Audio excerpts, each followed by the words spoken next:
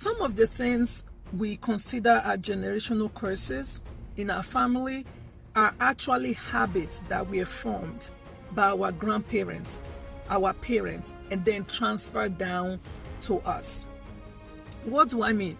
If you are from a home where your parents or your grandparents were always trying to play it safe, they were comfortable with that little money they were making, they didn't believe in starting a business. It could also be because they were afraid, right?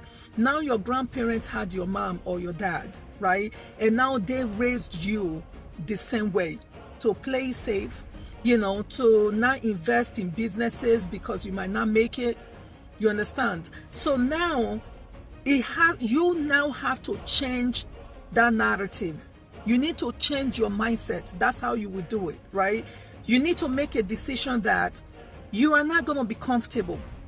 All right? You're going to build. You have to stop that habit in your family. If you were afraid before, to start a business, you need to say, you know what? I'm not going to be afraid anymore. I've heard people say, you don't have to go to college, you don't have to pay for this, college is a scam, things like that.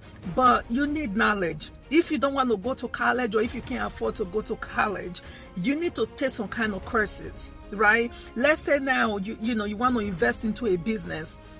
You need to be willing to learn before you get into that field.